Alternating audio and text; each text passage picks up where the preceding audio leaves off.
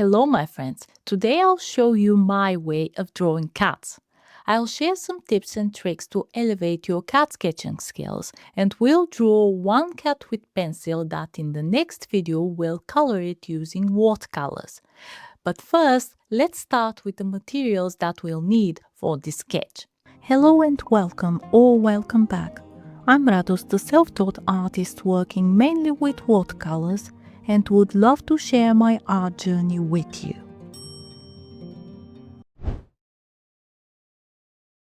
I'm going to use my 2H pencil. It doesn't leave harsh lines, doesn't stain the paper, which makes it perfect for watercoloring later on.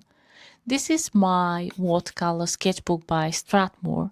It's 300 GSM cold press paper. If you plan to leave it just a pencil sketch, you can pick a thinner paper, but I need this to hold all my washes. An eraser and a sharpener just in case. If you plan to work only with pencil, you are going to need some B pencils for shading. But I'm not going to do this in the tutorial. I'll only mark and discuss the shadows and highlights. For this tutorial, I've picked a reference of a seated cat from the website unsplash.com.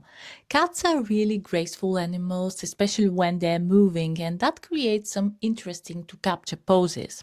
These dynamic poses though can be hard for beginners, or if you haven't drawn for a while, that's why I've picked a seated cat. If you ask me, they look gorgeous both ways. But before jumping straight into it, let me share some tips in drawing cats in general that really helped me. First, choose the right photo. If you draw from a picture, choose the right one. Take your time. Here is an example of a beautiful cat, but as you can see, her white legs and the white background can create some confusion, not only for beginners. If you sketch from life, just follow your instincts and go fast, as cats have tendencies to move exactly in the right moment. Do your anatomy research. You don't need to study general anatomy, but knowing a little about how the legs are joined or feet touch the ground can help you to understand the basic frame of the figure. You then can notice that a cat is usually taller at its hips than its shoulders. It's distinguishable in this picture here. You can even mark the joints, noticing the special way that the cats are walking, like making a matchstick cat. Trust your eyes. Sometimes cats make poses that can beat all the laws of the physics, so you have to learn to trust what you see. Especially if you draw a fluffy cat, it's easier to get confused what's hidden behind the fluff. Cat or kitten? Cats and kittens have different proportions. A kitten's head is much larger in relation to its body than a full-grown cat's. Its neck is shorter, its ears may seem larger in proportion to the rest of the body. The legs are short and wide. The eyes are bigger. These small things can help you if you're in the stage of your drawing that you know something is off, but you don't know what. With all that being said, let's start with our cat hair. First, let's outline the forms of our cat. I prefer starting from the head and making my way down to its body. Just start with a simple freehand circle. The central vertical line in the head helps me in positioning the face features later on, and as you can see, the position of the head is tilted a little bit to our left. I measured that our sitting cat is approximately 3.5 size its head, and I use its head as a guidance. Although it can be really tempting to add some details, I highly recommend to stick to the basic shapes and forms at the beginning.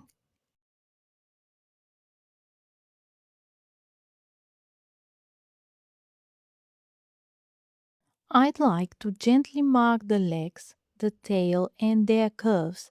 This helps me to orientate later when I start adding details. Of course, there always will be adjustments, but these first steps are really important. Look carefully what you can see from the angle the cat is photographed.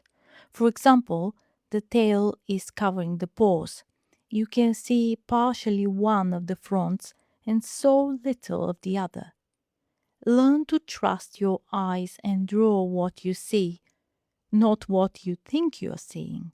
Because our brain loves to tell us how certain things should look like, and our job here is to reproduce what we see.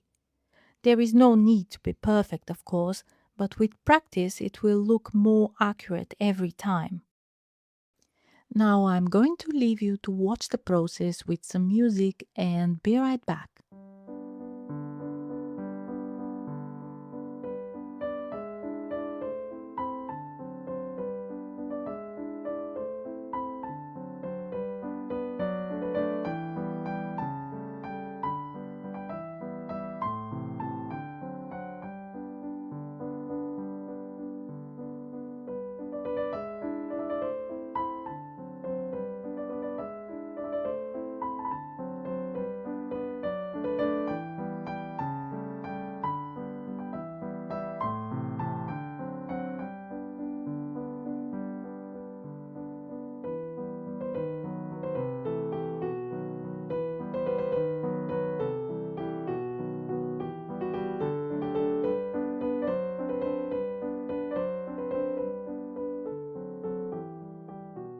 Then I'm starting to form the head, to mark the planes of it. For example, where the chin and the start of the ears are positioned. This is the so-called blocking method, where you simplify the head or the body into geometrical shapes. Think of the head in terms of planes at angles to one another. And it's good to know that planes that are parallel will remain parallel at any angle.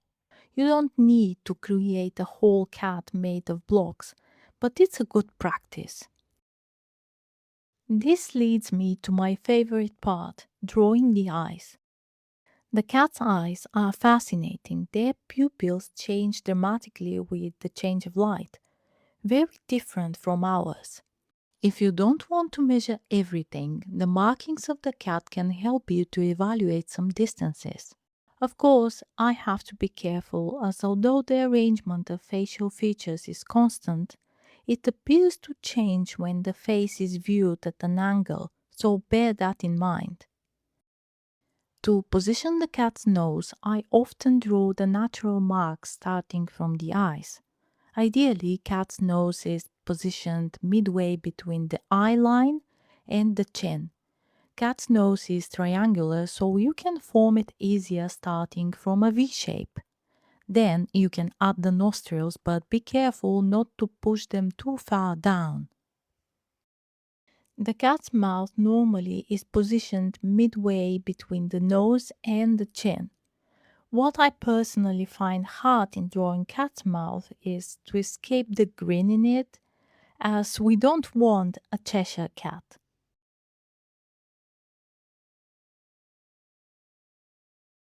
Now that the basic face features are outlined, I'm going to refine some of them and add a little bit of detail.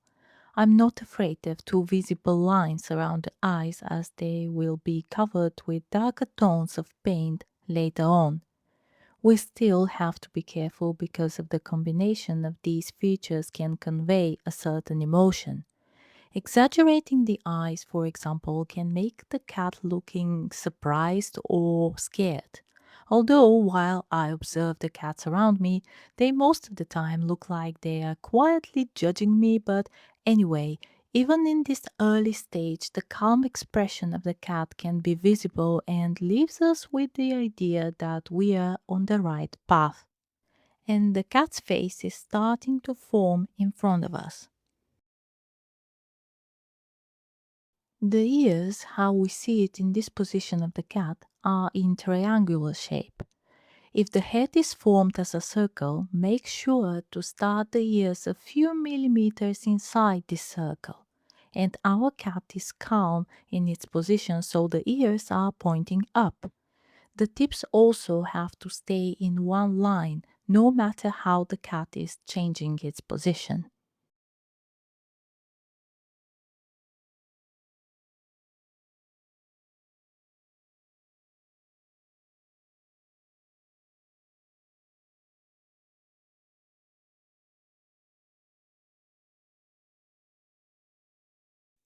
While drawing the head, in the back of my mind sits the thought of correcting the body a little, as it looked more sturdy in the picture than how I've drawn it. The arch of the back has to be curved and not that straight.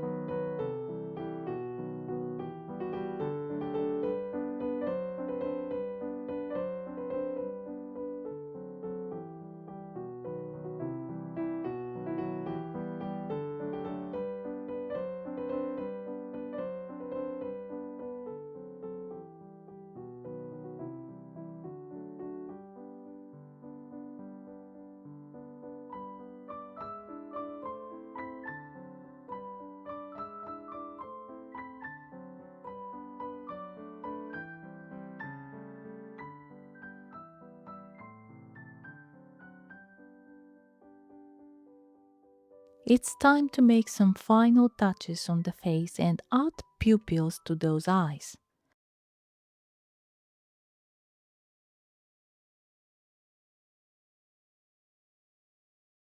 It's interesting how many adult domestic cats show the same solemn expression like their wild cousins.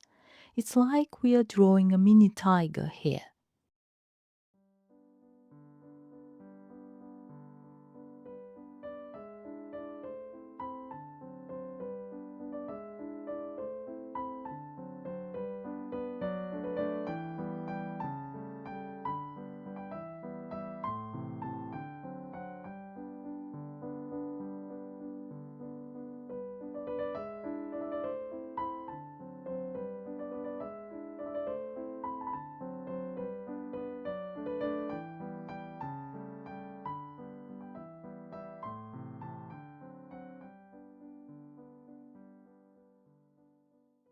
Also, be careful with the shadows the legs create. They can push you into the wrong direction. If this will help you mark your shadows, that will definitely make your coloring phase easier. Explore the reference, the way light bounces and reflects off cat's surface as a range of tones. It may sound weird, but I have to say it, as we are working from a photograph. Cats are really hard to draw objects from life, especially for beginners. So don't be embarrassed to draw from photos, even if you have a cat at home. That doesn't make you less of an artist. Finally, I'd like to make some of the cat's markings, just to study where they're positioned. As I already told you, in the next video we'll show you how I color it. Then we'll discuss values, how to achieve the fur tones, and these deep caramel eyes that captivate the viewer. If you don't want to miss this video, now is the time to hit that subscribe button. I'm putting all my love into these videos and your support is what keeps me going on.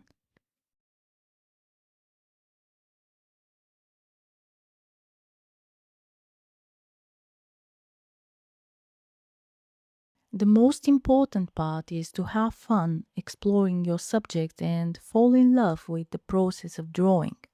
When I was younger and couldn't get any proportions right, I got discouraged, but now I realize the beauty of learning as a really slow process. So, no matter where you are in your art journey, keep going. Respect your past self and their mistakes.